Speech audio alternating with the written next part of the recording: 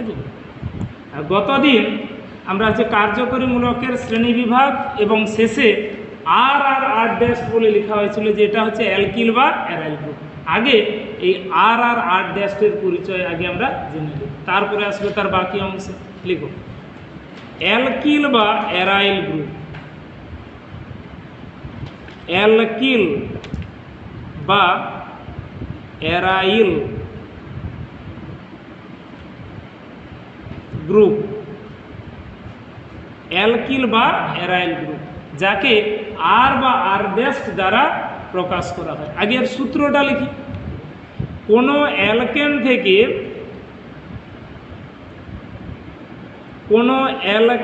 থেকে একটি H পরমাণু অপসারিত হলে, H পরমাণু অপসারিত হলে অ্যালকিল বা অ্যারাইল গ্রুপের সৃষ্টি হয়। অ্যালকিল বা অ্যারাইল গ্রুপের সৃষ্টি হয়। দিয়ে নিচে অ্যালকেন মাইনাস হাইড্রোজেন, অ্যালকেন থেকে একটা হাইড্রোজেন যদি সরে যায়, minus equal to alkyl, alkyl group.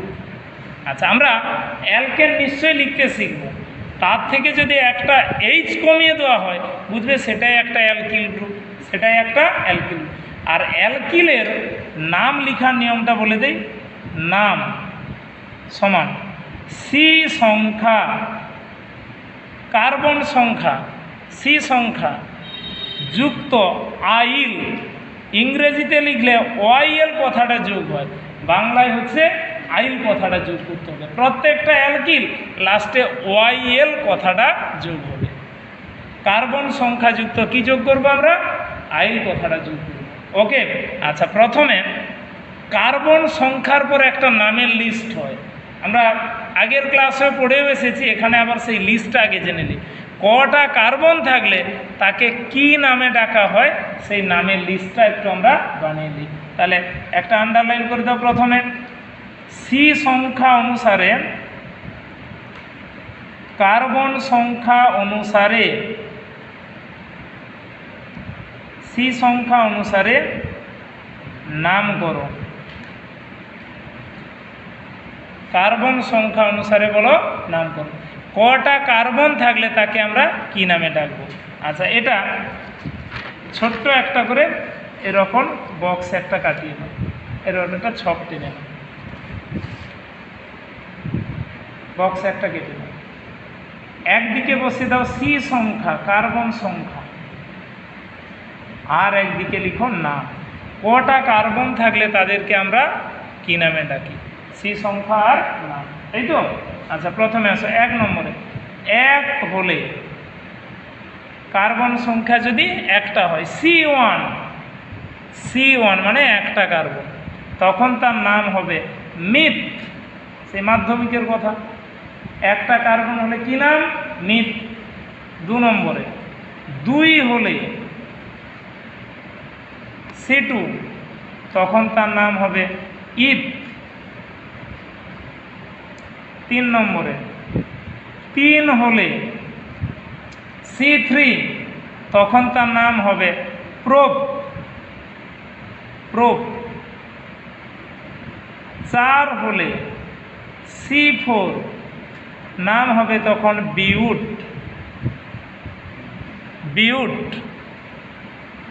5 হলে C5, তখন তার নাম হবে পেন্ট। 6 হলে C6, হেক্স। 7 হলে C7, হেপ্ট। 8 হলে C8, অক্ট। 8 হলে অক্ট, 9 হলে C9 নন, 10 হলে C10 নাম হবে ডেক। আমরা 10 অবধিই রাখি, তারপরেও নাম আছে অক্টাডেকেন, ডোডেকেন, এই সমস্ত নাম হয়। যাই হোক, তোমার অর্গ্যানিক কেমিস্ট্রি 6 আর 7 কার্বনেই বলা যেতে পারে কমপ্লিট হয়ে যায়, ম্যাক্সিমাম 6 থেকে 7। আমরা তো তাও 10 অবধি লিখলাম, তারপরেও যখন লাগবে নিশ্চয়ই সেই নামের লিস্টে আসবে। কটা কার্বন থাকলে তাকে কি নামে ডাকা হয় সেই নামের লিস্টটা আমরা বানিয়ে নিলাম। ওকে, আচ্ছা, এবারে আসা যাক। প্রথমে অ্যালকিল বা অ্যারাইলের নামকরণ আমরা শিখব। তাহলে ইএক্স দিয়ে দাও, এক্সাম্পল ইএক্স, যেটা আমরা শিখতে যাচ্ছি। আচ্ছা, প্রথম অ্যালকেনটা হচ্ছে একটা কার্বনের পর CH4 -H, তীরের ওপর -H, একটা হাইড্রোজেন কমে গেছে। এটাই তো আমাদের সূত্র, যে একটা অ্যালকেন থেকে যদি একটা এইচকে আমরা কি করে দেই, কমিয়ে দেই, তাহলে এখানে হবে CH3 ড্যাশ। ড্যাশ মানে এ কারো না কারোর সঙ্গে লেগে আছে, যার সঙ্গে লেগে থাক ওটা বাদ দিয়ে যে অংশটা উৎপন্ন হয়েছে CH3, এটাই একটা অ্যালকিল গ্রুপ, এটাই একটি অ্যালকিল গ্রুপ। তাহলে এই অ্যালকিলটার এবার নাম বলতে হবে। সি সংখ্যা বলো, কটা কার্বন আছে? প্রথম সূত্রটা মিলিয়ে নাও। একটা কার্বনের পর নাম হয় মিথ যুক্ত আইল, সূত্রে লেখা আছে কার্বন সংখ্যা যুক্ত আইল। তাহলে একটা কার্বনের পরে মিথ যুক্ত আইল, দ্যাট ইজ মিথাইল। CH3 এই অ্যালকিল গ্রুপটার নাম হচ্ছে মিথাইল, যাকে সংক্ষেপে এমি দ্বারা প্রকাশ করা হয়। এমি, সংক্ষেপে এমি দ্বারা প্রকাশ করা হয়। ক্যাপিটাল এম কাছে স্মল ই, এমি। মিথাইল গ্রুপ আমরা কি বলে ডাকি? এমি বলে ডাকি, এমি। আচ্ছা, তারপরে একটা কার্বনের পর অ্যালকিল, এটাই হবে মিথাইল। এমি ইজিক্যাল টু CH3, এমি ইজিক্যাল টু, আমরা অর্গানিক লিখবো এমি, বুঝবো ওটা CH3টাই বলা আছে। আচ্ছা, তারপরের ইএক্স, পরেরটা দুটো কার্বনের পরে অ্যালকেন CH3, দুটো কার্বনের পরে অ্যালকেন CH3, -H। তাহলে যে কোনো একটা কার্বন থেকে একটা H কমিয়ে দিলাম, নিশ্চয়ই তার গঠন সংকেতটা হবে CH3CH2 ড্যাশ। এটা অর কোনো স্টুডেন্ট এটাকে লিখতে পারে আণবিক সংকেতে, দুটো কার্বন 5টা হাইড্রোজেন, এটাকেই কেউ লিখতে পারে C2H5। তুমি এভাবেও লিখতে পারো, প্রশ্ন করতে এভাবেও দিতে পারেন C2H5, CH3CH2, যাকে আমরা লিখতে পারি C2H5। তাহলে এর নাম কি লিখব? ইথাইল। দুটো কার্বনের পর নামের লিস্ট ধরে ফেলে দাও। ইথ যুক্ত আইল সমান ইথাইল। ইথাইল, যাকে সংক্ষেপে ইটি দ্বারা প্রকাশ করা হয়। ইটি, ইটি, ক্যাপিটাল ই কাছে স্মল টি, অনেকে টানা অক্ষরের ই লিখে, আর আলটিমেট ইটি ইজিক্যাল টু ইথাইল। ইথাইল মানে C2H5, যাকে আমরা CH3CH2 দ্বারা প্রকাশ করি। আচ্ছা, দুটো কার্বন, দুটো কার্বনের পরেই একটাই অ্যালকিল গ্রুপ আমরা জানি। আসি এবারে তিনটে কার্বন, তিনটে কার্বনের পর অ্যালকেন CH3CH2CH3, CH3CH2CH3। আচ্ছা শোনো, এখানে দু ধরনের হাইড্রোজেন আছে। ধারের কার্বনের হাইড্রোজেন এক প্রকার, মাঝের কার্বনের হাইড্রোজেন আরেক প্রকার। দুধারে একই কার্বন, এটাও যার এটাও তার, কিন্তু মাঝের কার্বনটা এর সঙ্গে সমান নয়, তাই এখানে দু ধরনের অ্যালকিল পাবে। ক ধরনের? আমরা এইভাবে চিহ্ন দিয়ে লিখি, এখান থেকে -H, এখান থেকে -H। আচ্ছা, প্রথমে এদিকটা আসি, তাহলে এর সংকেতটা হবে CH3CH2CH2 ড্যাশ, CH3CH2CH2 ড্যাশ। और এটাকে আণবিক সংকেতে লেখা যেতে পারে। দেখো 1 2 3, তিনটে কার্বন, 3 2 5 2 7, 7টা হাইড্রোজেন ড্যাশ। C3H7 dash. তাহলে এটার নাম কটা কার্বন? 3টে কার্বনের পরে নামের লিস্টে দেখো লেখা আছে প্রোপ। প্রোপ যুক্ত আইল সমান প্রোপাইল। C3H7 এই অ্যালকিল গ্রুপটাকে আমরা বলি প্রোপাইল। ব্র্যাকেটে লিখো পিআর। প্রোপাইল ব্র্যাকেটে বলে দাও পিআর বলে বলা আছে। এটা হচ্ছে প্রোপাইল, যাকে সংক্ষেপে লেখা হয় পিআর। ক্যাপিটাল পি কাছে স্মল আর, প্রোপাইল গ্রুপ। এবারে মাঝের এইচটা যদি সরে যায় তখন তার গঠন সংকেতটা হবে CH3 CH মাঝখানে ড্যাশ, এখানে কেউ না কেউ লেগে আছে, আর এ হাত বরাবর CH3। যে জায়গাটা থেকে এইচটা সরবে সেইখানেই কোনো না কোনো একটা গ্রুপ বসতে পারে। আচ্ছা, এটাকে কখনো আণবিক সংকেতে লেখা যাবে না। তুমি বলবে এও তো সেই C3H7। আণবিক সংকেতে লেখা যায় যার কোনো শাখা থাকবে না, কিন্তু এটা মাঝের কার্বনে কেউ না কেউ যুক্ত হচ্ছে, মানে এটা শাখাযুক্ত যৌগ। এটা শাখাবিহীন বলে আণবিক সংকেতে লেখা হয়। কোনো শাখাযুক্ত যৌগকে আণবিক সংকেতে লেখা যাবে না। বরঞ্চ এখানে কমন লোয়ার একটা জায়গা আছে, দেখো CH এ কটা CH3 লেগে আছে? দুটো। এটাকে কোনো স্টুডেন্ট অর দিয়ে লিখতে পারে CH3 whole two CH dash, CH3 whole two CH dash. আচ্ছা, এর নাম, এরও যে নাম এরও সেই নাম থাকবে। মাঝের কার্বন থেকে এইচ সরে গেলে তার নামের আগে আইসো কথাটা যোগ করতে হয়। আগের দিন শুনেছি, এর নাম হবে আইসোপ্রোপাইল। এই গ্রুপটার নাম আইসোপ্রোপাইল। ব্র্যাকেটে I suffix PR, I suffix PR, isopropyl. বা এর আরও একটা নাম আছে অর দিয়ে। এই মাঝের কার্বনটাকে বলে সেকেন্ডারি কার্বন। আমরা এরপরেই শিখব কার্বনের কতগুলো ভাগ আছে। মাঝের কার্বনটাকে বলা হয় সেকেন্ডারি। নামটা প্রোপাইল থাকবে, নামের আগে সেকেন্ডারি কথাটা যোগ হয়, সংক্ষেপে লেখা হয় সেক প্রোপাইল। যেটাই আইসোপ্রোপাইল সেটাই হচ্ছে সেকেন্ডারি প্রোপাইল, এই নামেও এটাকে আমরা ডাকি। তাহলে 3টে কার্বনের পর অ্যালকিল গ্রুপ দুটো সৃষ্টি হয়, একটা প্রোপাইল আর একটা আইসোপ্রোপাইল। একটা প্রোপাইল আর একটা বলো আইসোপ্রোপাইল। 3টে কার্বন। এবারে আসি 4টা কার্বনের উপর। ম্যাক্সিমাম 4টা কার্বন দিয়ে আমরা অ্যালকিলটা শিখব, EX দিয়ে। 4টা CH3 CH2 CH2 CH3 CH3 CH2 CH2 CH3, এইটা একটা অ্যালকেন। এরও ধারের দুটো কার্বন একই, মাঝের দুটো কার্বন একই। তাহলে এখানে আমরা অ্যালকিল গ্রুপ বেশ কয়েকটা পাবো। প্রথমে ধারের কার্বন থেকে -H, মাঝের কার্বন থেকে -H। ধারের কার্বন থেকে -H, মাঝের কার্বন থেকে -H। আচ্ছা, ধারের কার্বন থেকে এইচটা যদি অপসারিত করা যায় তখন সংকেতটা হবে CH3 CH2 CH2 CH2 dash, CH3 CH2 CH2 CH2 dash. এটাতে কোনো শাখা নেই, তাই একে আমরা চাইলে আণবিক সংকেতে লিখতে পারি অর দিয়ে। 1 2 3 4, 4টা কার্বন, 3 2 5 2 7 2 9, 9টা হাইড্রোজেন, C4H9 ড্যাশ। কোনো স্টুডেন্ট চাইলে এটাকে কি লিখতে পারে? C4H9, যার নাম হবে বিউট যুক্ত আইল সমান বিউটাইল। বিউটাইল সাফিক্সে B suffix small U, butyl গ্রুপের অ্যাব্রিভিয়েশন বা সংক্ষিপ্ত সংকেত।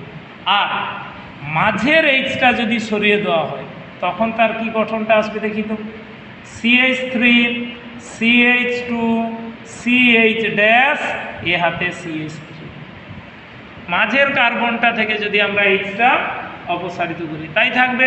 এবারে এটাকে আণবিক সংকেতে কখনোই লেখা যাবে না, আমরা এই ভুল কখনোই করতে যাব না। সর্বোপরি কমন লোয়ার কোনো জায়গা নেই, CH এর উভয় দিকে একই আছে, তাহলে এই আকারেই থাকবে, এর আর কোনো দ্বিতীয় জায়গা নেই। তাহলে একই রকম আগেরই মতন লিখব আইসোবিউটাইল। তাহলে এর নাম হবে আইসোবিউটাইল। ব্র্যাকেটে I suffix B U, isobutyl, I suffix B U, isobutyl. বা কোনো স্টুডেন্ট চাইলে এটাকে লিখতে পারে sec butyl, secondary butyl, secondary butyl, butyl, isobutyl. আচ্ছা, এই ক্ষেত্রে 4টা কার্বনের পর আরও একটা অ্যালকিল গ্রুপ হয়, যেটা এই গঠন দিয়ে দেখানো যাচ্ছে না, কিন্তু সেটা আমরা আলাদা করে লিখি। এইটা CH3 ড্যাশ, 4টা কার্বনের পর আরও একটা অ্যালকিল হয় সি, তার 3 হাতে 3টে CH3, আলাদা করে আমরা লিখি CH3 দুটো কার্বনের পর দুটো অ্যালকিল গ্রুপ, 4টা কার্বনের পরে কটা অ্যালকিল? 3টে, একটা বিউটাইল, একটা আইসোবিউটাইল, আর একটা যেটা পেয়েছি এটাকে বলে টারসিয়ারি বিউটাইল, টারসিয়ারি, সংক্ষেপে টার্ট বলে বলা হয়, টার্ট বিউটাইল। আচ্ছা, এটা হচ্ছে টার্ট বিউটাইল, যেটাকে আমরা বলি টারসিয়ারি বিউটাইল। টারসিয়ারি সংক্ষেপে টার্ট বলে এই কথাটা ব্যবহার করা হয়, যার সংক্ষিপ্ত পরিচয় ব্র্যাকেটে T suffix B U, tert butyl. Okay, maximum 4টা কার্বনের পর অ্যালকিল গ্রুপ আমরা ব্যবহার করব। তাহলে একটা কার্বনের পর মিথাইল, দুটোর উপর ইথাইল, 3টের উপর প্রোপাইল, আইসোপ্রোপাইল, 4টার উপর বিউটাইল, আইসোবিউটাইল, টারসিয়ারি বিউটাইল। এই অ্যালকিল গ্রুপগুলো আমরা কন্টিনিউয়াসলি ব্যবহার করব। এবার বাকি একটা অ্যারাইল গ্রুপে পৌঁছাই, সেই অ্যারাইলটাই কন্টিনিউ থাকবে। অ্যারাইল হচ্ছে অ্যারোমেটিক যে অ্যালকিল, অ্যারোমেটিক গ্রুপের উপর যাদেরকে আমরা অ্যালকিল বলে ডাকি ওদেরকে একত্রে অ্যারাইল। যেমন বেনজিন বলয়, এই যে যেটাকে ছবি দিয়ে আমরা দেখাই, বা আণবিক সংকেত কেউ লিখলে C6H6, হয় বেনজিন বলয়, না হলে তার আণবিক সংকেত C6H6 -H, এখানেও সেই -H, এটাতেও -H, মানে দুটোই একই ব্যক্তি। গতদিন যে অ্যারোমেটিকের ছবি আমরা এঁকেছিলাম বেনজিন, এটাই সেটা, 6টা কার্বন, 3টে ডবল বন্ড, এবং এর সব অবস্থানে হাইড্রোজেন আছে। আমরা একটা এইচকে আলাদা করে লিখলাম, এই এইচটা অপসারিত হয়ে গেছে, তখন গঠনটা আসবে কি এইরূপ, এখানে ড্যাশ, এই যা থাকবে না, সেখানে অন্য কোনো গ্রুপ লেগে থাকবে। বা আণবিক সংকেতে কোনো স্টুডেন্ট লিখলে এটা হবে C6H5, আইদার C6H5 অর একটা বেনজিন বলয়, তার মাথায় কোনো না কোনো গ্রুপ লেগে থাকবে। এইটাই হচ্ছে অ্যারাইল গ্রুপ হিসাবে আমরা প্রতিনিয়ত ব্যবহার করব, যার নাম ফিনাইল। এটার নাম হচ্ছে ফিনাইল, সংক্ষেপে PH, ফিনাইল গ্রুপ। সংক্ষেপে এটাকে আমরা কি দ্বারা প্রকাশ করব? PH দ্বারা প্রকাশ করি, PH। এই হচ্ছে অল টোটাল অ্যালকিল আর অ্যারাইল গ্রুপ। অ্যালকিল গ্রুপ, আচ্ছা 2 বছরের কেমিস্ট্রি কমপ্লিট হয়ে যাবে ওই দুটো অ্যালকিল গ্রুপ জানলে। মিথাইল আর ইথাইল প্রতিনিয়ত ব্যবহার হবে, মিথাইল আর ইথাইল। আর ফিনাইলটা অ্যারাইল হিসেবে ব্যবহার করা হবে। আমরা এই 3টে দিয়েই ম্যাক্সিমাম জৈব যৌগ লিখব, মিথাইল, ইথাইল, আর এটা হচ্ছে বলো ফিনাইল। ঠিক আছে? আচ্ছা, এবারে গত দিনের পড়ার সঙ্গে আজকের পড়াটা মিলিয়ে দেওয়া যাক। সমস্ত জৈব যৌগ লেখা যায়, কার্যকরীমূলক কম্পালসারি থাকবে, তার আগে একটা অ্যালকিল বা অ্যারাইল থাকবে। এই যে RNO2, ROH, কোনো না কোনো কার্যকরীমূলক আছে, তার সঙ্গে লেগে থাকবে এই সমস্ত অ্যালকিল বা অ্যারাইল গ্রুপ। সে অ্যারাইল হলে অ্যারাইল থাকতে পারে, অ্যালকিল হলে alkyl. Methyl, ethyl, propyl, butyl, অথবা তার আইসোফর্ম, বা কোনোটার ক্ষেত্রে টারসিয়ারি ফর্ম। অ্যারোমেটিক হলে নেচারালি আমরা ব্যবহার করব কি গ্রুপ? এই যে ফিনাইল গ্রুপ। এই হচ্ছে অ্যালকিল আর অ্যারাইল গ্রুপের পরিচয়। এরপরে আসো জৈব যৌগে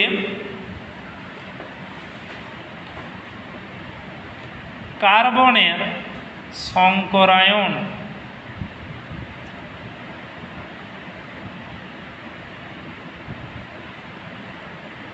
জৈব যৌগে কার্বনের সংকরায়ন অবস্থা, হাইব্রিডাইজেশন আছে। আগে সংকরায়নের একটু অতীত ইতিহাস বলে দেই, কারণ এই চ্যাপ্টারগুলো দাঁড়িয়ে আছে একটা বেসিক চ্যাপ্টারের উপর। আমরা একদম শুরুতে সেটা ছেড়ে এসেছি, সেটা হচ্ছে রাসায়নিক বন্ধন। পুরো কেমিস্ট্রির স্তম্ভ বলতে যা বোঝায় সেটা হচ্ছে রাসায়নিক বন্ধন। তুমি যে চ্যাপ্টারে যাই পড়ো, রাসায়নিক বন্ধনের সাহায্য ছাড়া কোনো চ্যাপ্টার কখনো সম্পূর্ণতা লাভ করতে পারবে না। আমরা সেই চ্যাপ্টারে গেলেই সংকরায়ন শিখব। এই মুহূর্তে সংকরায়নের মূল কথাটা একটু জেনে নিই। সংকরায়ন হচ্ছে কোনো সমযোজী যৌগ গঠিত হয় এই সংকরায়নের দ্বারা। সংকরায়ন ব্যতীত কোনো সমযোজী যৌগ কখনোই গঠিত হতে পারে না বা গঠিত কখনোই হবে না। আগে সংকরায়ন, পরে সমযোজী যৌগের গঠন। সেই সংকরায়ন আমরা শিখব কার্বনের ক্ষেত্রে। জৈব যৌগের কেন্দ্রীয় পরমাণু হবে সর্বদাই কার্বন, তাই কার্বনেরই সংকরায়ন হয়, আর অন্য কোনো পরমাণু নয়, কেবল কার্বনেরই সংকরায়ন আমরা নির্ণয় করব। আচ্ছা, তার জন্য একটু প্রো ফর্মাটা আমরা ডান দিকে এঁকে নিই, এটা বসাব। কার্বন, তার তো 6টা ইলেকট্রন, আগে ইলেকট্রন বিন্যাস করি। 1s2, 2s2, 2p2, 1s2, 2s2, 2p2। তাহলে বাইরের কক্ষটা বলো 2s আর 2p, এটাকে ঘর কাটিয়ে দেখিয়ে দাও।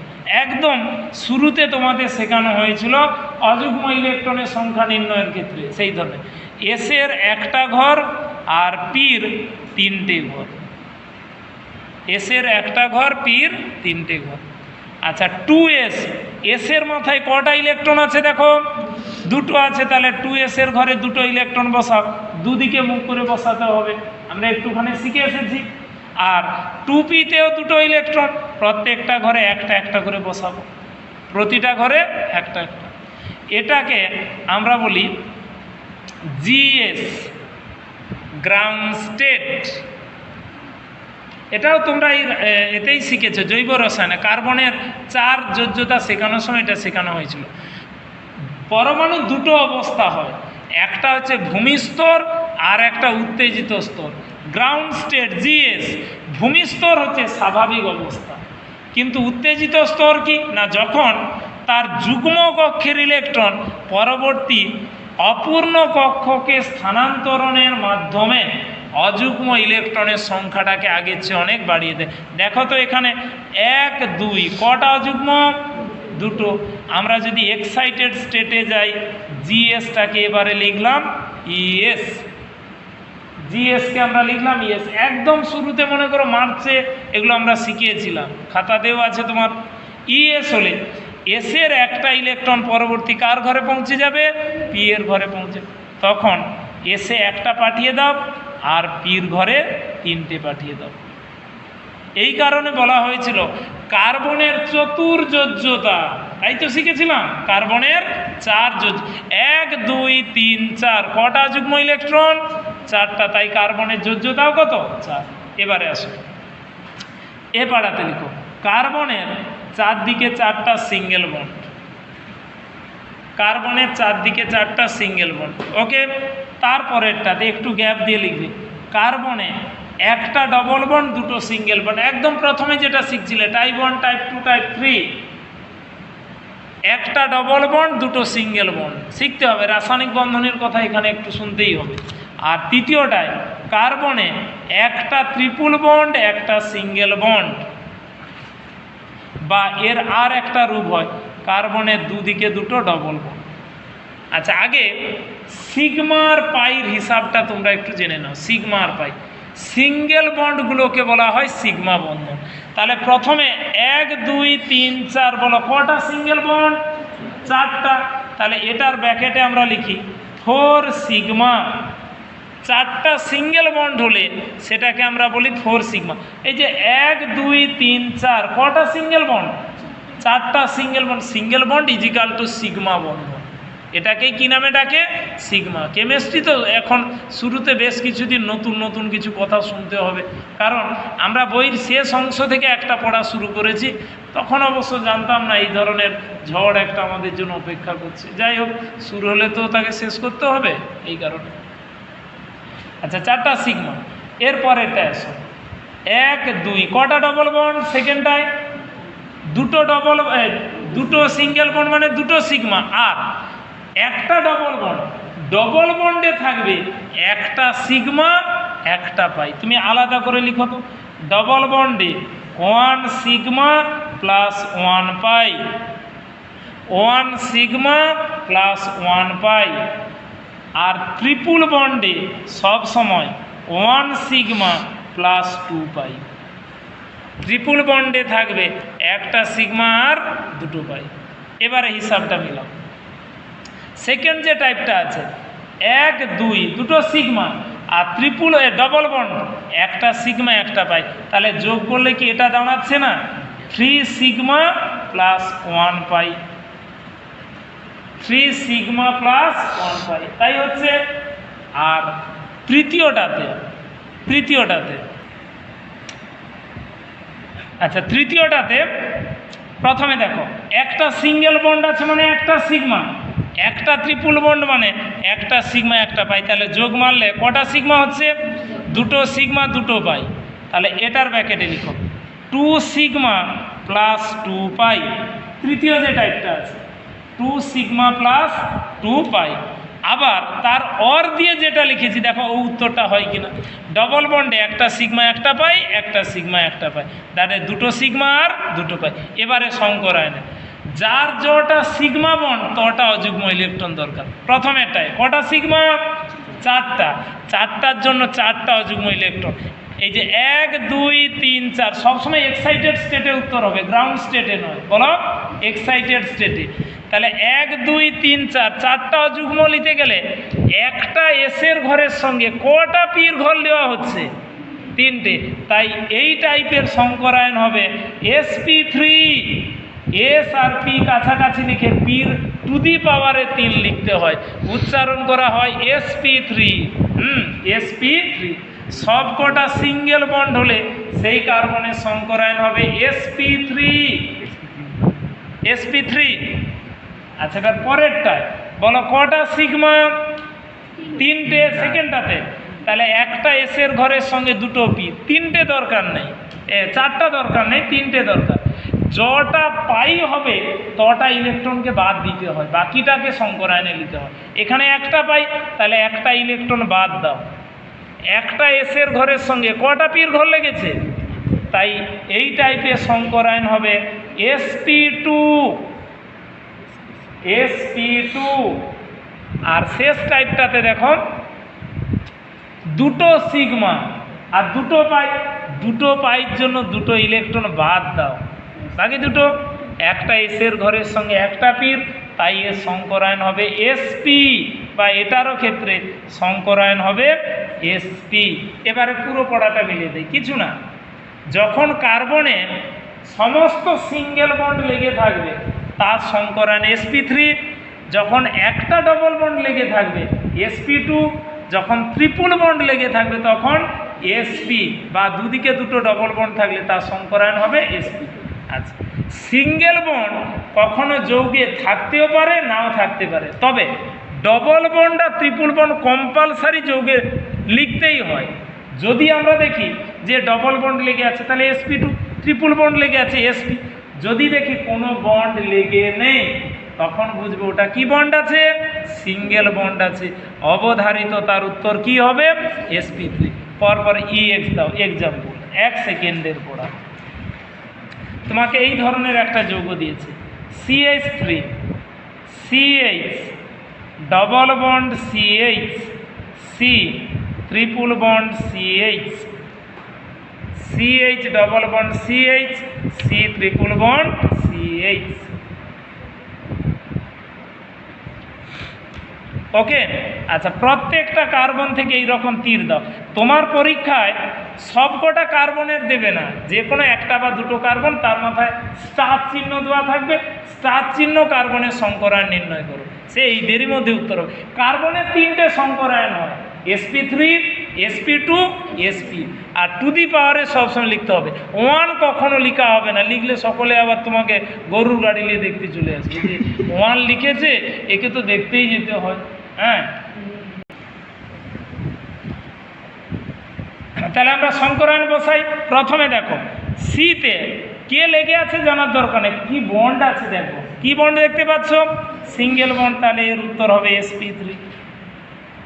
আচ্ছা তারপরের কার্বনটায় এক সাইডে ডবল বন্ড সবসময় দুটো কার্বনের মাঝে হয়। এই যে ডবল বন্ড দেখতে পাচ্ছি, অবশ্যই উত্তর হবে sp2। পরের sp2 সবসময় দুটো কার্বনের মধ্যে হয়, এও sp2 হলে সেও sp2 হবে, তারও কাছে ডবল বন্ড আছে sp2। পরের কার্বনটায় কি বন্ড? ট্রিপল বন্ড মানে sp, এবং শেষের কার্বনটারও সংকরায়ন সেই sp। এই তিনটে কি বন্ড লেগে আছে সেইটা দেখেই আমরা উত্তরটা বসাবো। আবার EX দেওয়া যাক, CH2 double bond CH, CCl2, CH double bond C, double bond CH2, এমন একটা যৌগের সংকরায়ন, প্রতিটা কার্বনের সংকরায়ন অবস্থা আমরা নির্ণয় করব, প্রতিটা কার্বনের। তাহলে প্রত্যেকটা কার্বন থেকে একটা করে তীর টেনে দাও, প্রত্যেকটা কার্বন থেকে একটা করে বলো তীর আমরা টেনে দিই, দিয়েছি। এবার তাহলে উত্তরগুলো বসাই। প্রথমে দেখো এই কার্বনে কি বন্ড দেখতে পাচ্ছি, তোমরা উত্তর বসিয়ে যাও। কি বন্ড দেখতে পাচ্ছি? ডবল বন্ড, তাহলে উত্তর হবে sp2, sp2। পরেরটাও অবধারিত sp2 ডবল বন্ড দেখতে পাচ্ছি। আচ্ছা, তারপরেরটাই সিঙ্গেল বন্ড sp3, তারপরেরটাই ডবল বন্ড sp2, কিন্তু তারপরেরটাই দেখো দুদিকে ডবল বন্ড আছে, উত্তর হবে sp। আর শেষেরটাতে ডবল বন্ড আছে, অবশ্যই উত্তর হবে sp2। ওকে, আচ্ছা এইভাবে যে কোনো যৌগ কি বন্ড লেগে আছে আমরা দেখব। তবে ডবল বন্ড ট্রিপল বন্ড অবশ্যই তোমার প্রশ্নে থাকবে, কোন কার্বনে লেগে আছে সেটা বলা থাকবে। অনেক সময় সিঙ্গেল বন্ড লেখা হয় না, আমরা তো সবে পড়তে শুরু করেছি বলে বাধ্য লিখলাম, কিন্তু কিছুদিন পরে দেখা যাবে যে আমরা এই সিঙ্গেল বন্ডগুলো লিখবো না। আসলে সিঙ্গেল বন্ড বললেও আছে, না বললেও আছে, তাই তাকে নিয়ে আমরা আর মাথা ব্যথায় যাচ্ছি না। আমরা সবসময়ের জন্য জানবো সিঙ্গেল বন্ড অবধারিত আছে। যখন অন্য কোনো বন্ড দেখতে পাচ্ছি না, বুঝবে ওখানে সিঙ্গেল বন্ড আছে, উত্তর যার sp3, উত্তর যার sp3, বাকি sp2 sp যার যেমন হয় উত্তর। এবার একটা বৃত্তাকার যৌগকে উদাহরণ হিসেবে নেওয়া যাক, EX এক্সাম্পল, বেনজিন বলয়, বেনজিন বলয়, তার মাথায় CH3। এইটাতে বললো কার্বনের সংকরায়ন কি হবে, আর এই কার্বনটা সংকরায়ন কি হবে, বা এই কার্বনটা সংকরায়ন কি হবে। কার্বন, এখানে সমস্ত কার্বন আছে। বন্ধন রেখা সংকেত গতদিন শিখে গেছো, এই যে জায়গায় বেন্ড পার্ট আছে, কার্বন আছে, হাতগুলো সব হাইড্রোজেন দ্বারা পূরণ করতে হয়েছে। হ্যাঁ, আচ্ছা দেখো এই যে কার্বনটা, এখানে সিঙ্গেল বন্ড, বন্ডটা কি দেখতে পাচ্ছি, তাহলে এর উত্তর হবে sp3, sp3, sp3। এবারে 1 2 3 4 5 6 এই যে বৃত্তাকার গঠনে যে কার্বন আছে সকলের কাছে ডবল বন্ড আছে, বলো ডবল, তাই এদের প্রত্যেকেরই উত্তর হবে sp2, সবকটারই উত্তর হবে sp2। সবচেয়ে রহস্যের যেটা, আমরা এখানে ডবল বন্ড দিয়ে লিখেছি, এইটা দুদিন পরে জানবো গোল বলে দেওয়া আছে, আসবে রেজোনেন্স যখন শিখবে তখন জানতে পারবে। তিনটে ডবল বন্ডকে একটা গোল বলে ঘুরিয়ে দেওয়া হয়, রাউন্ড দিয়ে দেওয়া হয়, গোল মানেই ডবল বন্ড, যার উত্তর হবে sp2। আর যদি গোল না থাকে তাহলে সিঙ্গেল বন্ড, তখন তার উত্তর হবে sp3। বৃত্তাকার যৌগে দেখা যাচ্ছে কার্বনগুলো হয় sp2 নাহলে sp3 উত্তর হবে। সচরাচর ট্রিপল বন্ড আমরা দেখতেও পাই না, তাই sp উত্তর একেবারেই না বললেই চলে, আইদার sp2 অর sp3। আচ্ছা, আবার EX দিয়ে তুমি গতদিন কার্যকরী মূলক পড়েছো, তাই তো? সেই কার্যকরী মূলকের গঠন দিয়েও সংকরায়ন তোমাকে করতে হবে। যেমন এই যৌগটা দিল CH3COOH, এর এই দুটো কার্বনের সংকরায়ন করো, এই দুটো কার্বন স্টার চিহ্ন নামাঙ্কিত কার্বনের সংকরায়ন করতে বলবো, যে দুটো কার্বনে স্টার দেওয়া আছে। তুমি এভাবে উত্তর করতে পারবে না, একে আগে গঠন দিয়ে লিখতে হবে, গতদিন যেটা পড়িয়ে দেওয়া হয়েছে। এই যে লিখছি CH3COOH কে গঠন দিয়ে লিখো, ডবল বন্ড OH, গঠনে লিখলেই উত্তরটা তোমার কাছে পৌঁছে যাবে, বাকি পড়া একই, কিন্তু গঠন দিয়ে লিখতে হবে। Single bond sp3, double bond carbon অবশ্যই sp2, এই sp3 আর sp2। ওকে, তাহলে যে কোনো কার্যকরীমূলক থাকলে গঠন দিয়ে উত্তর, আর এমনি যৌগ থাকলে বলো তার বন্ড দেখে দেখে উত্তর হবে। Single bond sp3, double bond sp2, triple bond বা দুদিকে দুটো ডবল বন্ড হলে উত্তর sp। যাই যৌগ যেভাবেই থাক উত্তর এই তিনটের মধ্যে অবধারিত থাকবে, কারণ এর বাইরে কার্বনের আর কোনো সংকরায়ন সম্ভব নয়। আচ্ছা, যদি বৃত্তাকার গঠন থাকে তাহলে দেখব যে বৃত্তাকার গঠন সাধারণত ডবল বন্ড থাকে ভেতরে sp2, যদি গোল ঘুরিয়ে দেওয়া হয় তখনও তার উত্তর হবে ডবল বন্ড, আর যদি গোল না থাকে বা ডবল বন্ড না থাকে তাহলে উত্তর হবে sp। ওকে, এই হচ্ছে জৈব যৌগে কার্বনের সংকরায়ন। তিনটে সংকরায়ন সম্ভব, sp3 সংকরায়ন, sp2 সংকরায়ন আর sp সংকরায়ন। আচ্ছা, এরপরে আমরা নামকরণে যাব, তবে তার আগে সিগমা ও পাই বন্ধনের সংখ্যা নির্ণয়। সিগমা ও পাই হচ্ছে পাই চিহ্ন মাধ্যমকে যেটা আমরা লিখে এসেছি, পাই বন্ধনের সংখ্যা নির্ণয়।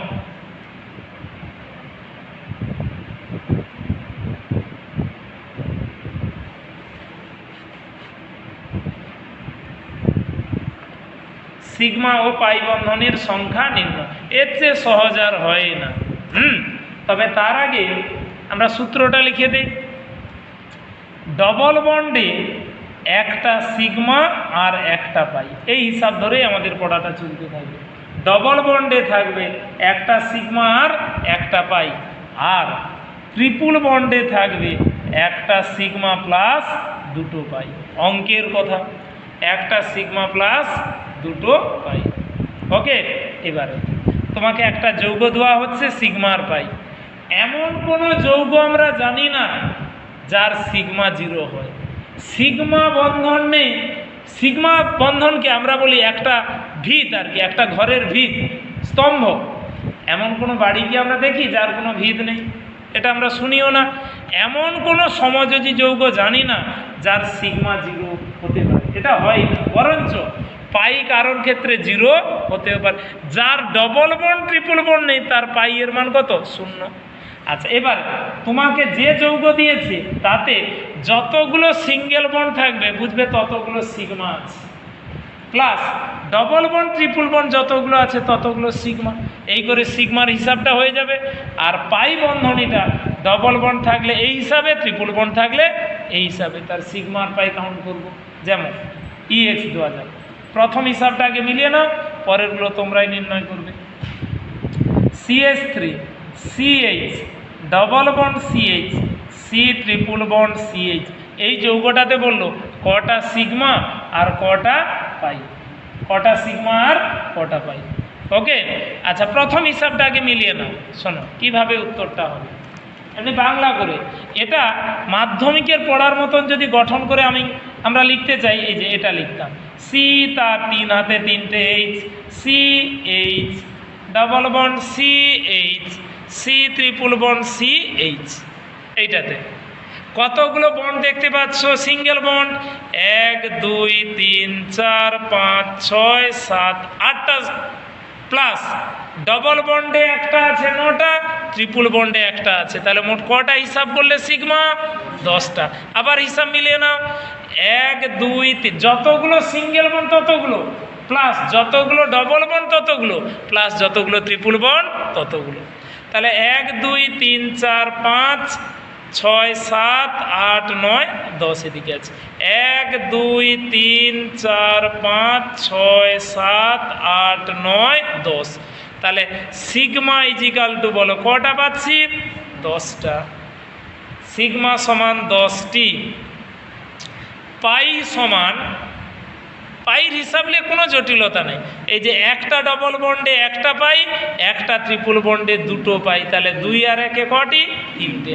10টা সিগমা 3টে পাই। এবারে তুমি এইভাবে ভেঙে লিখলে পাশে ভাই বোন দেখলে হাসবে, তো আমি মাধ্যমিকে পড়ার সময় লিখতাম। আমাদের মিনিমাম একটা সতর্কতা থাকতেই হবে, তাই আমরা এইভাবে আর লিখতে চাইব না।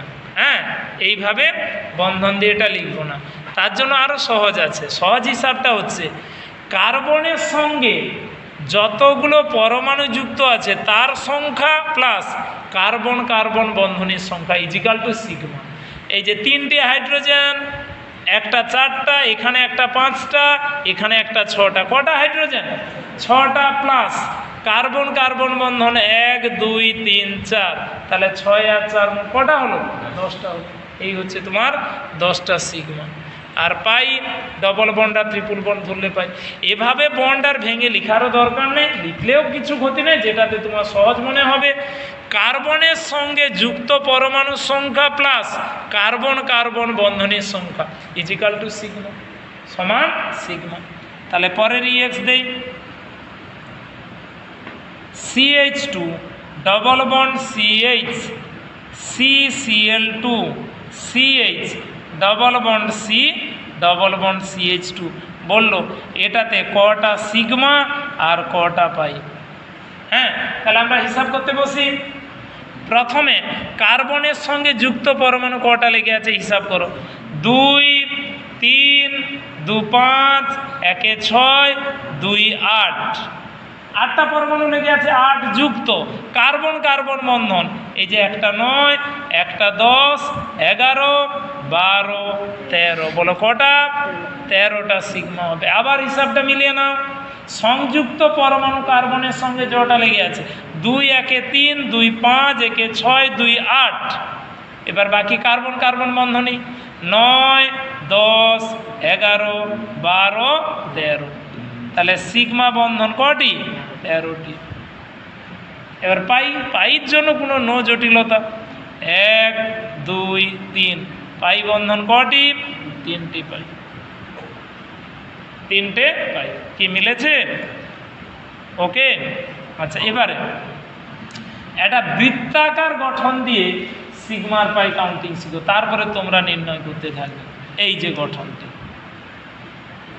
গোল ঘুরিয়ে দেওয়া হচ্ছে, ভদ্রলোকের নাম হচ্ছে বেনজিন, যাকে গতদিন অ্যারোমেটিক বলে আমরা বলছিলাম।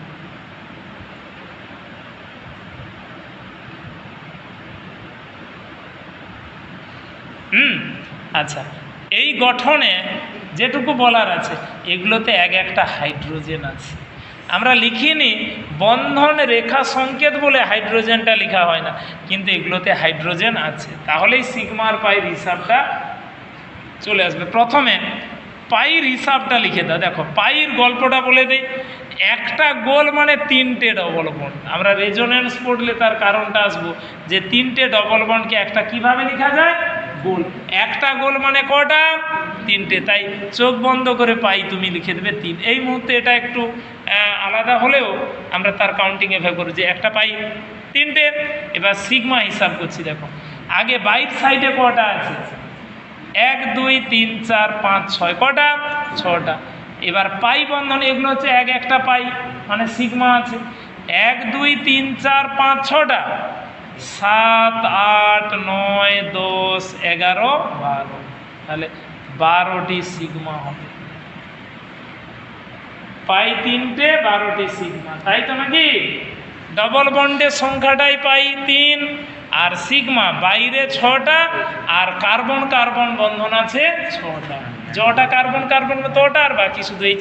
আমরা ভুলে যাই এইচগুলো আছে, এটা না লিখতে গিয়ে হিসাবটা অনেক সময় গুলিয়ে ফেলি।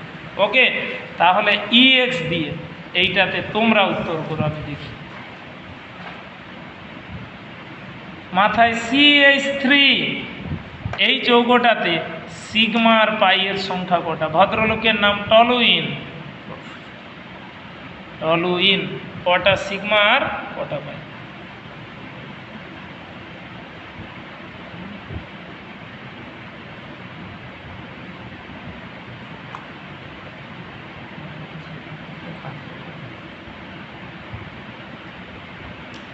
হিসাব করো কটা।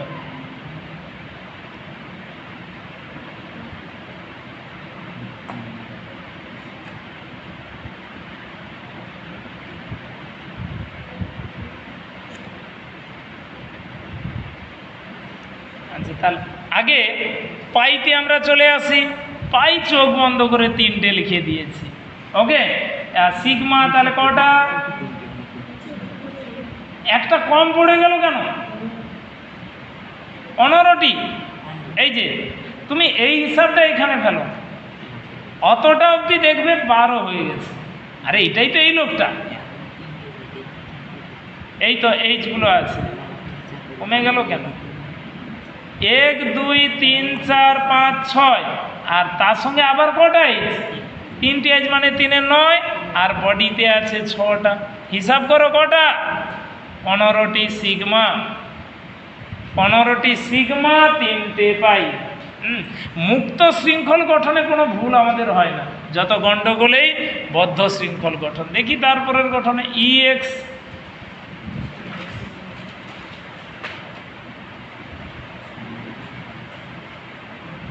এইটা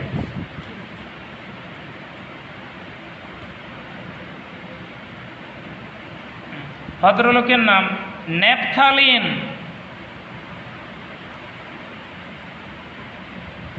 ন্যাপথালিন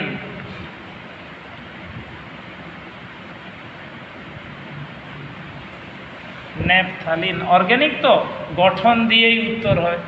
এবার দেখলে এটা কখনো ফোনে পড়ানো সাবজেক্ট নয় ম্যাডাম, এটা ফোনে পড়ানো সাবজেক্ট নয়। আমরা কখনো পড়াতাম এই যে এত সময় ধরে পড়লে কোনো ল্যাঙ্গুয়েজ আছে?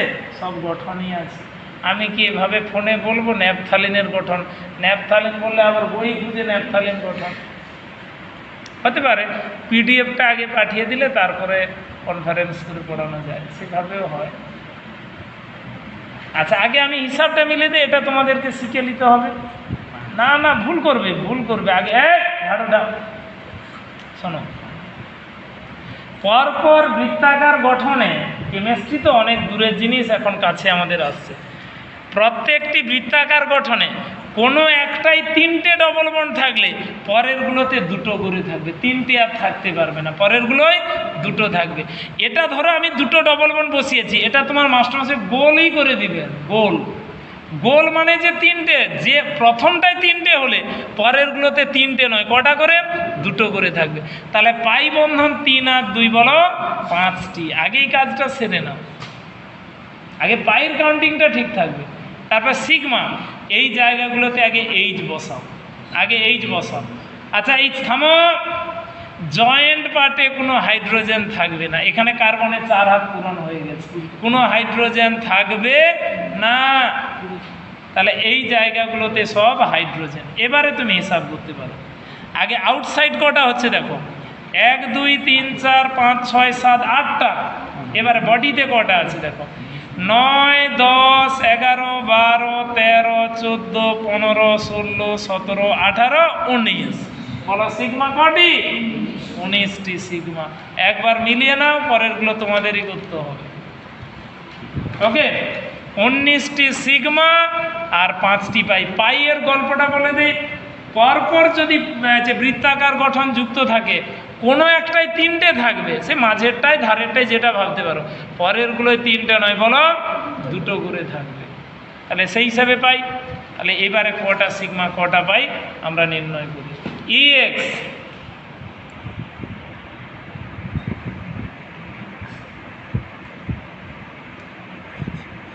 এই যৌগটা, হ্যাঁ, এর নাম হচ্ছে অ্যানথ্রাসিন।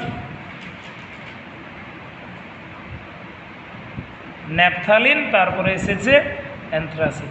সিগমার পাই ওই নিয়মে তোমরা নির্ণয় করো। সিগমা আর পাইয়ের সংখ্যা, পাই 7টা। আগে পাইয়ের কাউন্টিংটা বলে দাও, পাইলে তো আর কোনো প্রশ্ন নেই।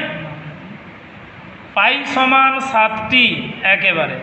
এবার সিগমাটা কাউন্ট করো, যে যার খাতার দিকে তাকিয়ে বসো। তুমি তোমার খাতা দিয়ে গুলো কি না, কোনো একটাই 3, পরে যতগুলো থাক সব 2টো করে থাকবে।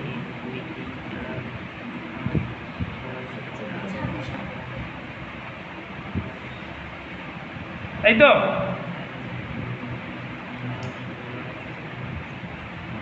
হিসাব মিলেছে? কে?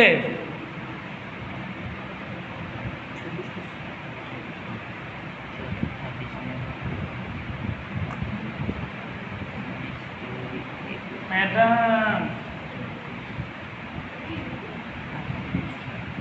26টা সিগমা হবে, সিগমা 26টি। এই যে শুধু এইটুকুই বলার, জয়েন্ট পার্টে কোনো হাইড্রোজেন থাকবে না। এবার তো তুমি গুনবে, এই গোনার জন্য ক্যালকুলেটর লাগবে না আপাতত। এটা এমনিতে ধারাপাত বইটা কাছে থাকলেই উত্তর হয়ে যাবে। এই যে এইগুলোতে হাইড্রোজেন থাকবে না, তাহলে 4 4 8 2 10, আউটসাইড 10, 11 12 13 14 15 16 17 18 19 20 21 22 23 24 25 26। আবার গুনে নাম, আউটসাইডে আছে 10টি, হাইড্রোজেন কটা লেগে আছে? 10টি। এবার বলয়, এই বলয়ে 6টা হলে তারপরের বলয়ে 5টা, তারপরের বলয়ে 5টা। একটা বন্ড দুজনের কমন হয়ে যাচ্ছে, পরেরগুলোতে এক এক করে কমে যাবে। এমনি দাগ দিয়ে দিয়েও গুনতে পারো। 26টা তো, আচ্ছা EX দিয়ে। এবারে কোনো একটা কার্যকরী মূলকযুক্ত যৌগ দিয়েছে, সেখানে তুমি সিগমা পাইটা কি করে হিসাব করবে? আমরা লিখি যৌগটা CH3 CH double bond CH COOH। এইখানে বললো সিগমার পাই তোমাকে কাউন্ট করতে, সিগমার পাই। কিন্তু এখানে এইভাবে উত্তর আসবে না, তোমাকে COOHকে গঠন করে লিখতে হবে, তাহলে তুমি উত্তর পেয়ে যাবে। COOHটাকে গঠন করে লিখতে হবে। এই যে এভাবে আমরা লিখি CH3 CH double bond CH C double bond OH। এবারে তুমি উত্তর বসাও, কোনো বাধা নেই। আগে পাইর কাউন্টিং বসিয়ে দাও, যেটা পাই দুটি একেবারে কার্যকরীমূলক গঠন দিয়ে লিখলে তাহলেই তুমি উত্তরটাতে পৌঁছতে পারবে।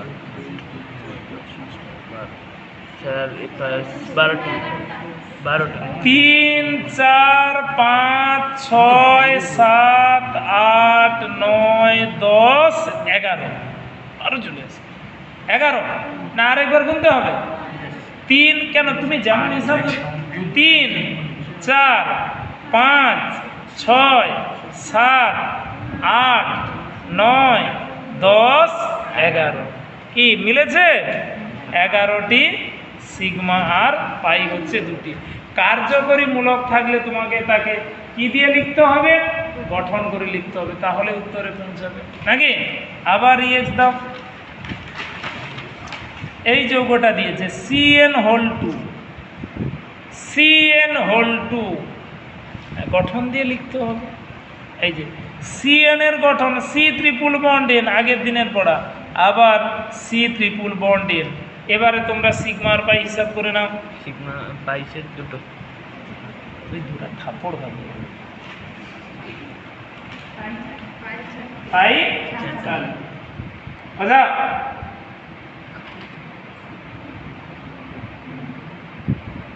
পাই 4টি, সিগমা সিগমা বলো 3টি, একেবারে সিগমা 3টি, 1 2 3, আর নো জটিলতা।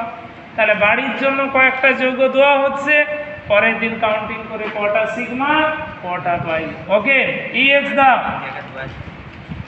HW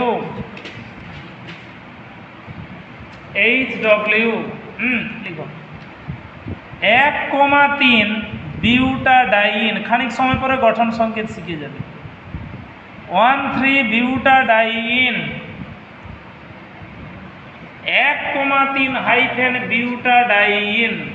ওকে, এটা নাম দেওয়া আছে, এখানে গঠন করতে হবে, তারপরে উত্তরে পৌঁছাবে। সে গঠনের জায়গাতেই শিখবে। তারপর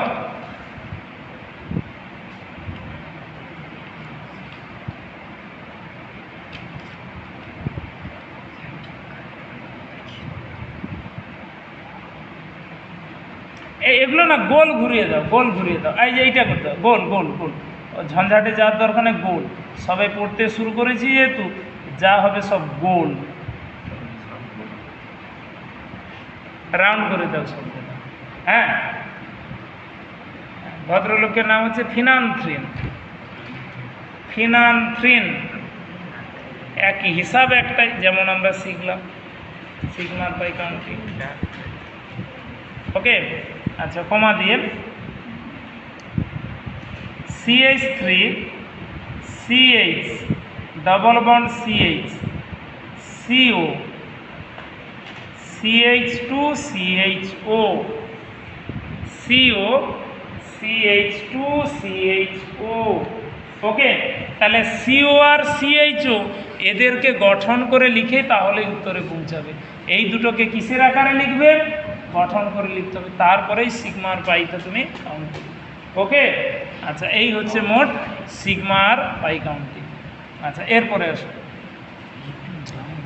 1 degree, 2 degree, 3 degree, 4 degree carbon পরমাণু চিহ্নিতকরণ। তারপরের পার্ট সিগমার পাইর সংখ্যার পরে যেটা কার্বন পরমাণু চিহ্নিতকরণ।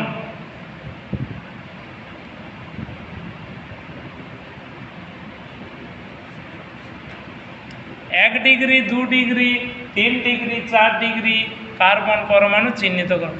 কার্বন ম্যাক্সিমাম কত ডিগ্রি অবধি? 4 ডিগ্রি, কারণ কার্বনের 4 হাত, কার্বনের 4 হাত, তাই 4 ডিগ্রি অবধি সর্বোচ্চ কার্বন হতে পারে। ওকে, আচ্ছা একটা উদাহরণেই আমরা সবকটা ডিগ্রি খুঁজে পেব। আচ্ছা উদাহরণটা লিখি, CH3 CH2 CH CH3 C, তার 3 হাতে 3টে CH3, CH3 CH2 CH CH3 C, তার 3 হাতে 3টে CH3। এই কম্পাউন্ডটাতে দেখো প্রথমেই ধারের কার্বন, ধারে এটা ডাইরেক্ট কটা কার্বনে লেগেছে? একটা কার্বনের সঙ্গে, তাই এই কার্বনকে বলা হয় 1 ডিগ্রি কার্বন। ধারের কার্বন সর্বদা হয় 1 ডিগ্রি। যে কার্বন সরাসরি জটা কার্বনের সঙ্গে যুক্ত সেটাই তার ডিগ্রি। এই যে ধারের কার্বন কটার সঙ্গে লেগে আছে? একটার সঙ্গে, তাই এটাকে 1 ডিগ্রি বা প্রাইমারি কার্বন। 1 ডিগ্রির আর একটা নাম হচ্ছে প্রাইমারি, প্রাইমারি কার্বন। 1 ডিগ্রি বা এর আর একটা নাম প্রাইমারি। আচ্ছা তারপরের কার্বনটা দেখো কটা কার্বনের সঙ্গে লেগেছে? দুটো, তাই এটাকে বলে 2 ডিগ্রি কার্বন বা এর আর একটা নাম secondary, secondary carbon. CH2 carbon সরাসরি কটার সঙ্গে? দুটোর সঙ্গে লেগে আছে, তাই এটাকে আমরা বলি সেকেন্ডারি কার্বন। আচ্ছা তারপরের যে কার্বন, পরের যে কার্বন দেখো সরাসরি কটার সঙ্গে লেগেছে? 3টের সঙ্গে, তাই এটাকে বলা হয় 3 ডিগ্রি কার্বন। এটা তুমি হাইড্রোজেন গুণেও বলতে পারো। যার 3টে হাইড্রোজেন সেটা 1 ডিগ্রি, যার 2টো হাইড্রোজেন সেটা 2 ডিগ্রি, যার একটা হাইড্রোজেন সেটা 3 ডিগ্রি কার্বন। ব্র্যাকেটে টারসিয়ারি, টারসিয়ারি, টারসিয়ারি 3 ডিগ্রি। আর তারপরে যে কার্বন সি, সি দেখো তো তার চারদিকে 4টা কার্বন লেগে আছে কিনা? এরে 1 2 3 4, ওই জন্য কোনো এইজ নেই, ওটাকে বলা হয় 4 degree carbon. Primary, secondary, tertiary আর 4 ডিগ্রিকে বলা হয় কোয়াটারনারি। প্রাইমারি, সেকেন্ডারি, টারসিয়ারি আর কোয়াটারনারি কার্বন পরমাণু। আর এই যে সব ধারের কার্বন CH3 এরা প্রত্যেকেই 1 ডিগ্রি। এই CH3গুলো এরা প্রত্যেকেই 1 ডিগ্রি। কার্বনের সর্বোচ্চ কটা ডিগ্রি? 4টা ডিগ্রি। হাইড্রোজেন গুণেও তুমি বলে দিতে পারো, যার 3টে হাইড্রোজেন সেটা 1 ডিগ্রি, যার 2টো হাইড্রোজেন সেটা 2 ডিগ্রি, যার একটা হাইড্রোজেন সেটা 3 ডিগ্রি, যার আদৌ কোনো হাইড্রোজেন নেই সেটা 4 ডিগ্রি কার্বন পরমাণু। ওকে, কার্বনের কটা ডিগ্রি? 4টা ডিগ্রি। আচ্ছা এবারে এই ফার্স্ট চ্যাপ্টার হচ্ছে IUPAC পদ্ধতিতে জৈব যৌগের নামকরণ, যেটা আমরা এবারে শিখব। তাহলে বড় করে আন্ডারলাইন করে দাও।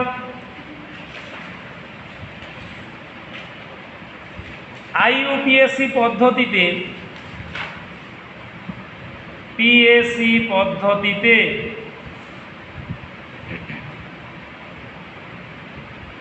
জৈব যৌগের নামকরণ।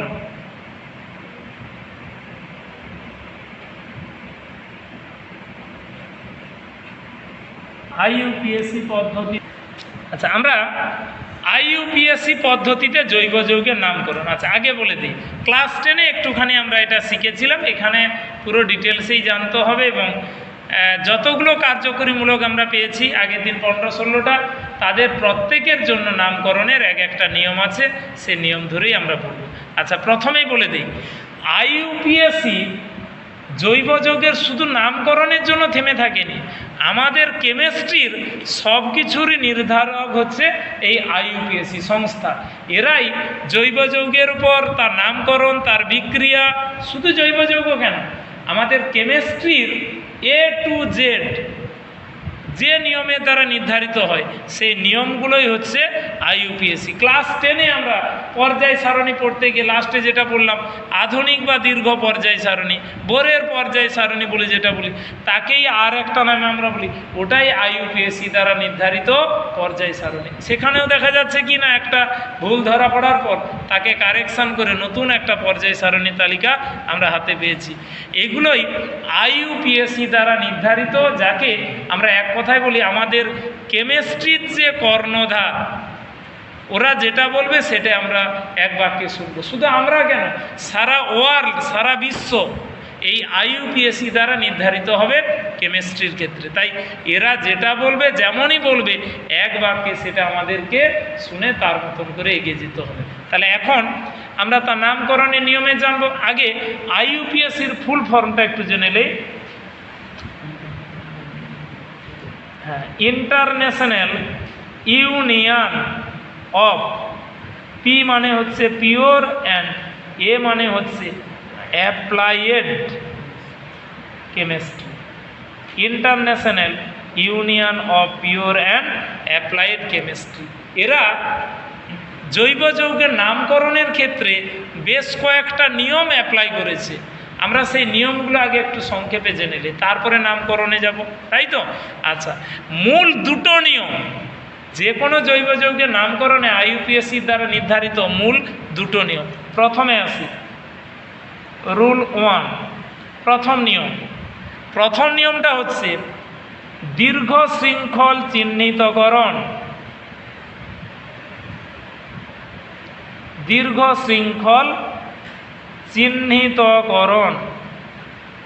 আচ্ছা, এখানে আমরা এটাকে বলি লং চেন।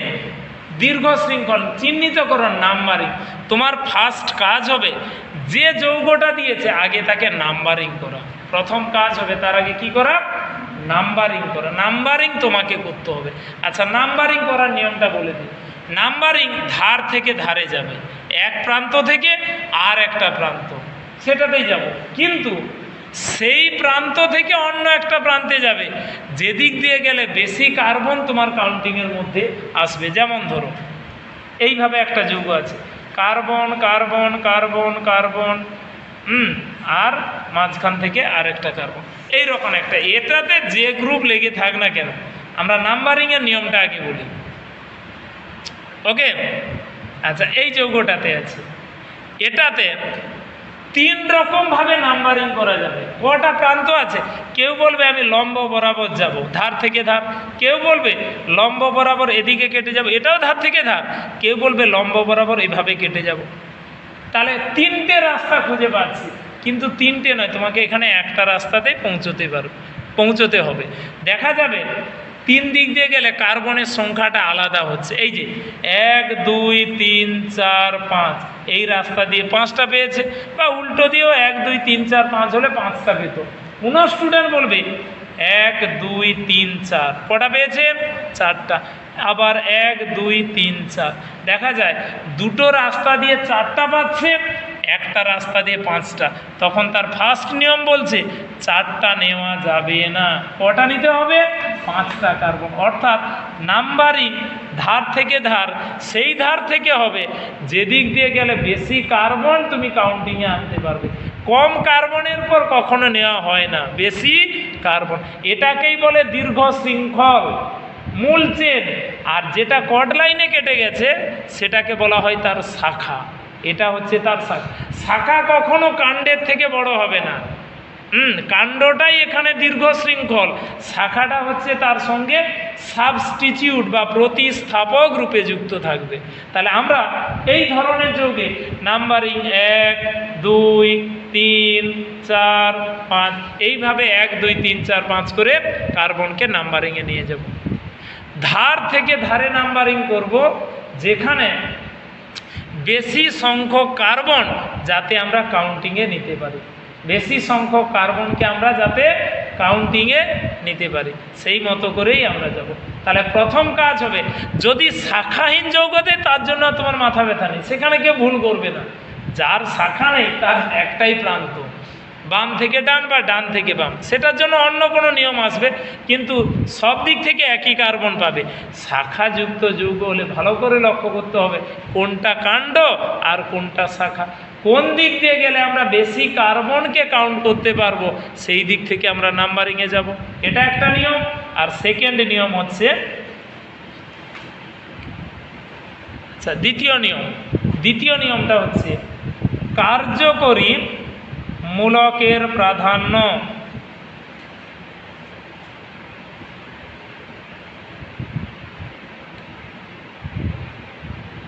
কার্যকরী মূলকের প্রাধান্য, কার্যকরী মূলকের প্রায়োরিটি বা প্রাধান্য, কার্যকরী মূলকে। আচ্ছা বলে দিই, আমরা কার্যকরী মূলক লিস্ট পেয়ে গেছি।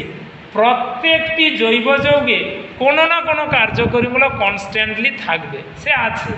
এবারে সেই কার্যকরীমূলক থাকলে নাম্বারিংয়ের নিয়ম, যেদিক থেকে গেলে কার্যকরীমূলককে যত কাছে পাবো নাম্বারিং সেই দিক থেকে তোমাকে করতে হবে। আমরা একটা উদাহরণে বসাই, কার্বন কার্বন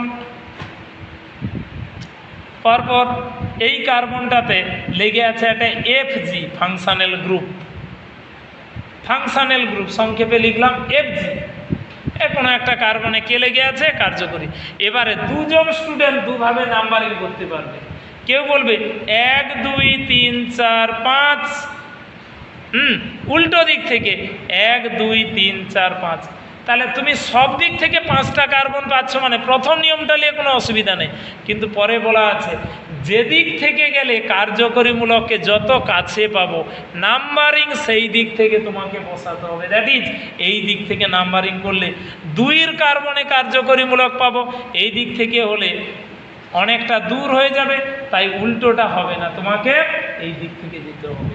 এই দুটো নিয়ম আমাদের মাথার মধ্যে যেন সর্বদাই সেট থাকে, যে যেদিক থেকে গেলে কার্যকরীমূলকে যত কাছে পাবো নাম্বারিং সেই দিক থেকে।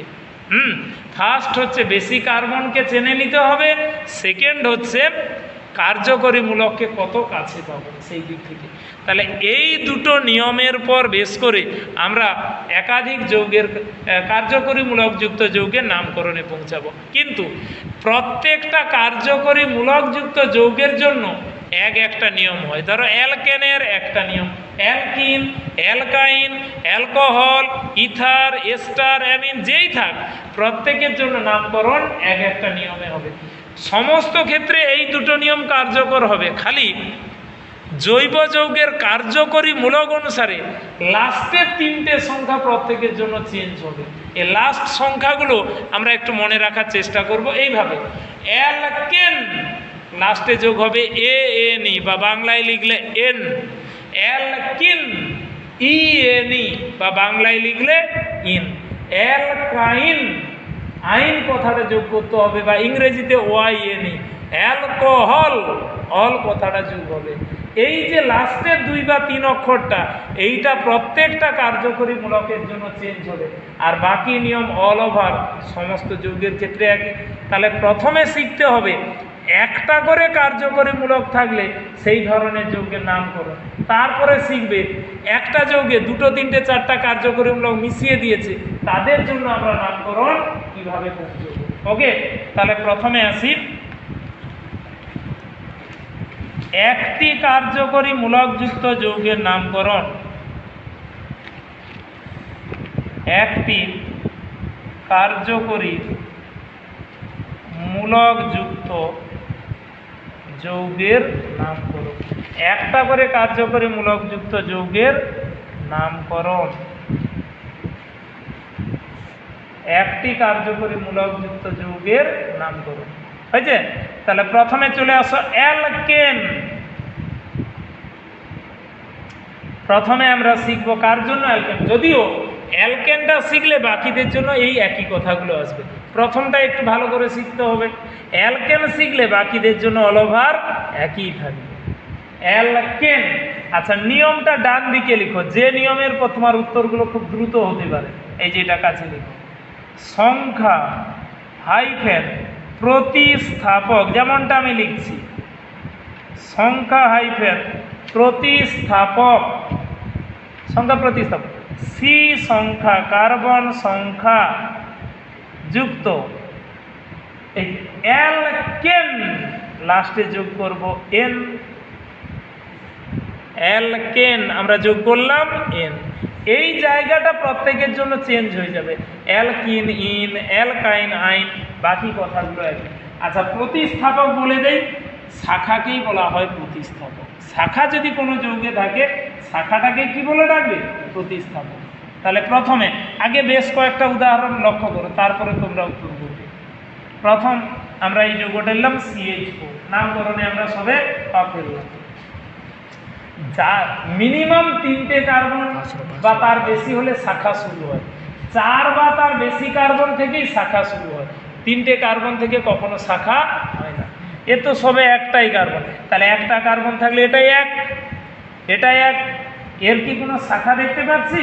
তাহলে নিয়মের অতটা অবধি বাদ দিয়ে দাও, যার প্রতিস্থাপক নেই তার আর অতটা বলার দরকার নেই।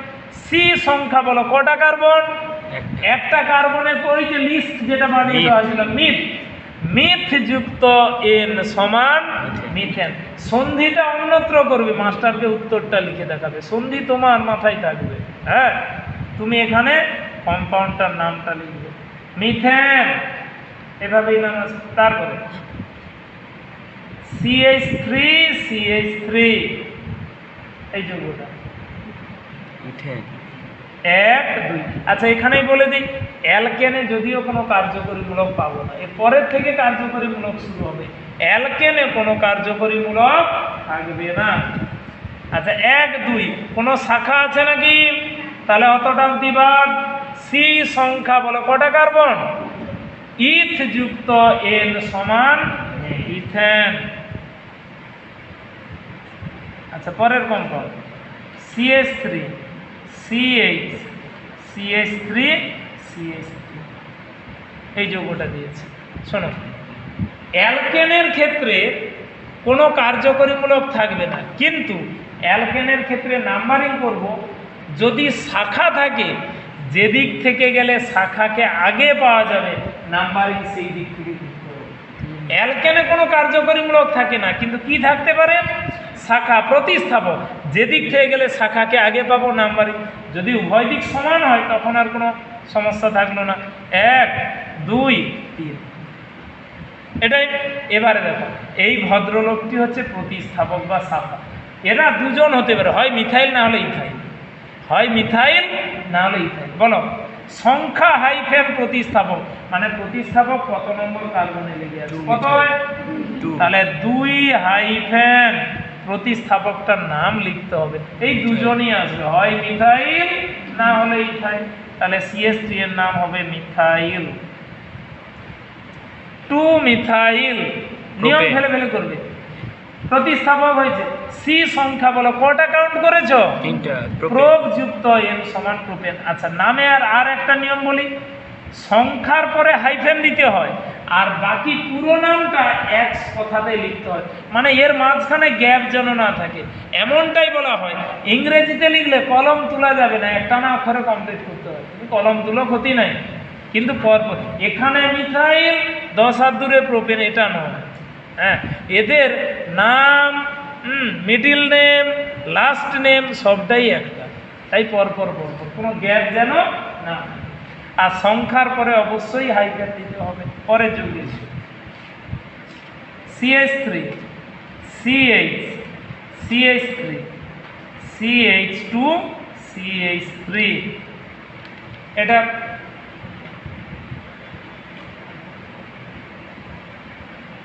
আচ্ছা নাম্বারিং করব, মিলিয়ে দিই, যেদিক থেকে গেলে শাখা আগে পাবো। তাহলে 1 2 3 4, উল্টোটা নিশ্চয়ই নয়। তাহলে এবার প্রতিস্থাপক কত নম্বরে? 2 মিথাইল তাহলে 2 হাইফেন মিথাইল। বিউটেন এবার টোটাল কটা কাউন্ট করেছো? 4টা বিউট যুক্ত এন সমান বিউটেন। পরপর যেন নামের মাঝখানে কোনো গ্যাপ না থাকে। 2 মিথাইল বিউটেন।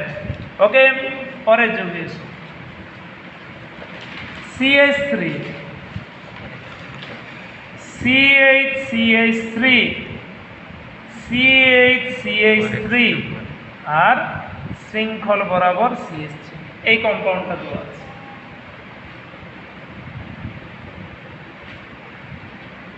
ওকে, তাহলে আগে নাম্বারিং, এ তো উভয় দিক সমান না, যে কোনো দিক থেকে আমরা নাম্বারিং করতে পারি, both side equal.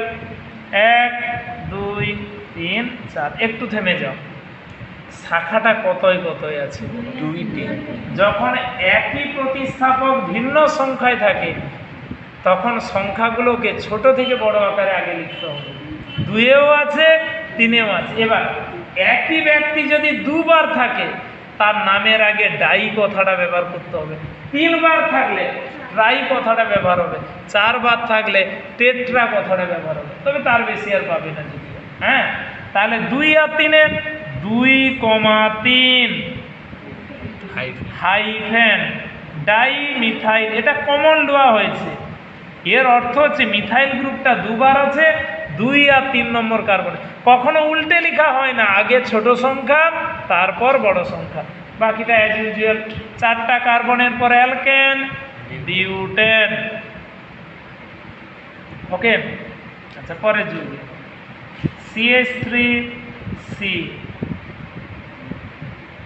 CH3 CH3 CH2 CH3, আচ্ছা কি চলে আসো CH3 CH3 CH3 CH2 CH3।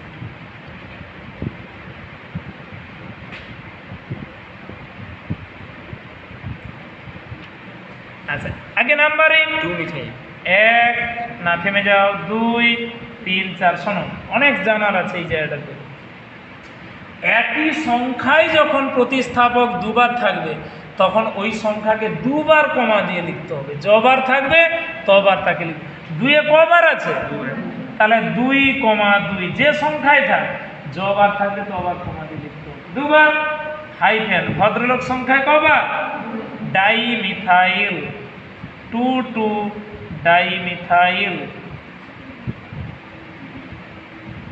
Total 4টা কার্বন, 3টা।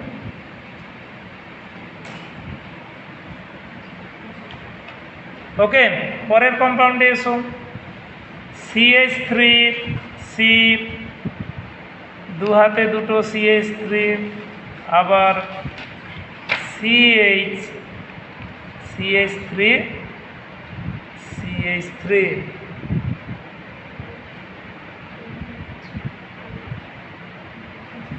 হ্যাঁ, আচ্ছা শোনো, অনেক জানার আছে। অ্যালকেন শিখলেই পুরোটা 1 সেকেন্ডে উত্তর হবে।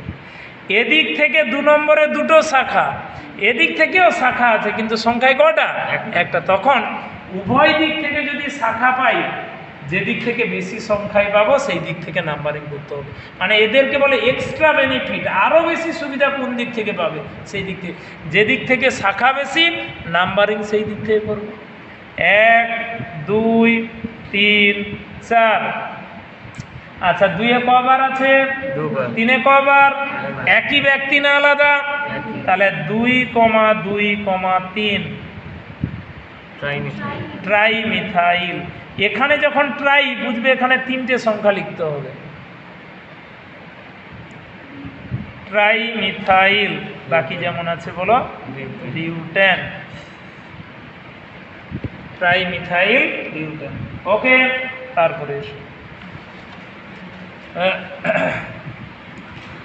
CH3 CH3 CH C2H5 CH2 CH। প্রত্যেকটা উদাহরণে এক একটা করে নামকরণ চলে আসে, নিয়ম চলে আসে। আগে নাম্বারিং করে দাও, কোনো বাধা নেই। এদিক থেকে 2 শাখা, এদিক থেকে 3 শাখা, দূর হয়ে যাচ্ছে, তাই এদিক থেকে নাম্বারে 1 2 3 4 5। এবারে থেমে যাও, বলো দুটো প্রতিস্থাপক একই না আলাদা? আলাদা হলে আলফাবেটিক্যাল অর্ডারে তাদের নাম আগে পরে লিখতে হবে। প্রতিস্থাপকের নাম ইংরেজি বর্ণমালার আদ্য অক্ষর অনুসারে যে আগে পড়বে আগে সে, যে পরে পড়বে পরে সে। এটা ইথাইল ই দ্বারা, মিথাইল এম দ্বারা, বলো কাকে আগে লিখবো? তাহলে 3 ইথাইল। যদি আলাদা প্রতিস্থাপক হয় আলফাবেটিক্যাল অর্ডারে তাকে লিখতে হবে। আগে প্রতিস্থাপক লেখা শেষ করো।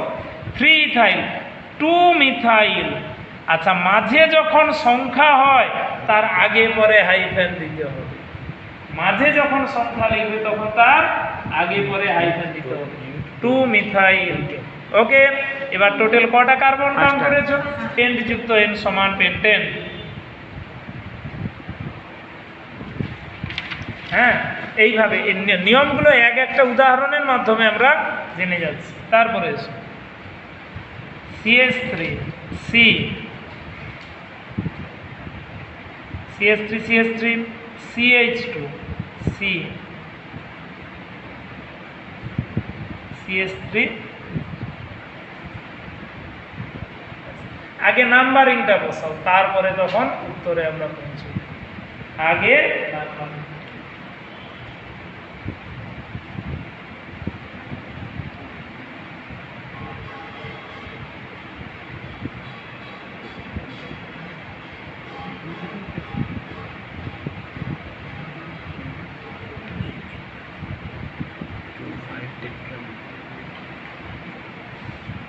বোথ সাইড তো সমান।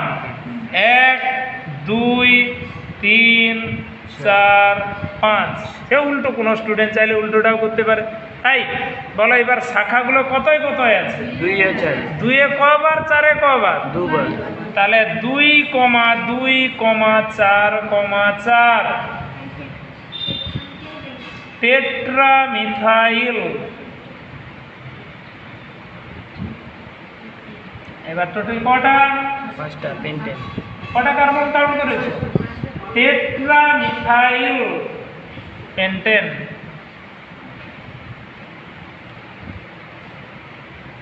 ওকে, আচ্ছা তারপরে এসো CH3 CH CH3 CH C2H5 আর শৃঙ্খল বরাবর CH3। তাহলে এইটার নাম লিখতে দেবে, একটু ভাববে, একটু চিন্তা করবে। হ্যাঁ, উত্তর নিশ্চয়ই আসবে, একটু ভাবতে হবে, চিন্তা করতে হবে।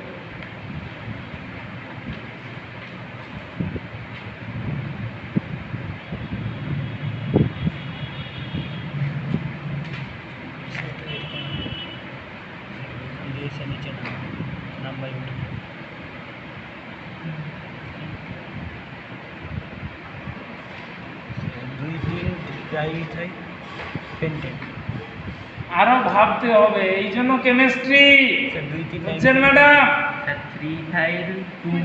আবার ভাবো ভাবো ভাবো ভাবো ভাবো। 2 3 ডাইমিথাইল পেন্টেন।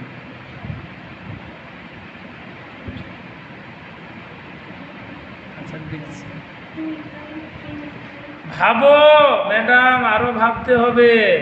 এ বিজ্ঞান, চিন্তা করতে হবে, উত্তর তো নিশ্চয়ই হবে।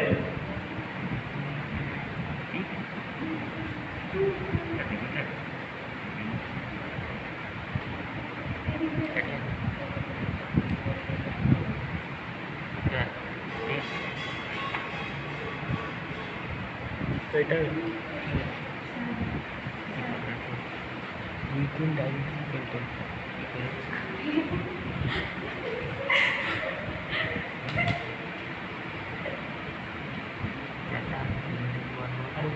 ভাববো, একটু চিন্তা করবে। আবারও সে এই যে দীর্ঘ শৃঙ্খল চিহ্নিতকরণ, তুমি এই রাস্তা দিয়ে হেঁটে বললে কি না 4টা কার্বন, তোমাকে যদি আমি 5টা কার্বনের রাস্তা দেখিয়ে দিই। হ্যাঁ, এটাকে এইভাবে লিখো তোমার মাস্টারমশাই তো এগুলো ভেলকি দেখাচ্ছে, ভেলকিটা ধরতে হবে তো, নাহলে আমরা তো বিজ্ঞান পড়ব। CH3 সবসময় C2H5কে ভেঙে লিখবে, তাহলেই ধরে ফেলবে যে আসল কারণটা কি। C2H5কে লিখবে CH2CH3 আর শৃঙ্খল বরাবর CH3। আমি এবারে গুণে দেখে দিচ্ছি, 4টা নয়, দীর্ঘ শৃঙ্খল কটা? 5টা। আমরা যে এই এক রেখাতেই দীর্ঘ শৃঙ্খল এটা নয়, দীর্ঘ শৃঙ্খল ছড়িয়ে ছিটিয়ে থাকতে পারে। 1 2 3 4 5, কি ভেলকিটা আবার ধরা গেল?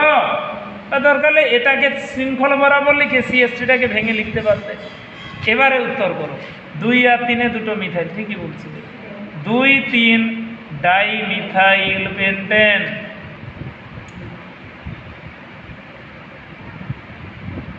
2 3 ডাই মিথাইল পেন্টেন। কি সহজ হয়েছে? এই হচ্ছে অ্যালকেন শ্রেণীর যৌগের নামকরণ। আবার মনে করে দিই, অ্যালকেনটা যদি রপ্ত হয়, পরের গুলোলে আর আমাদের কোনো বাধা থাকবে না। ঠিক আছে? আচ্ছা, এতটাই আজকে থাকলো।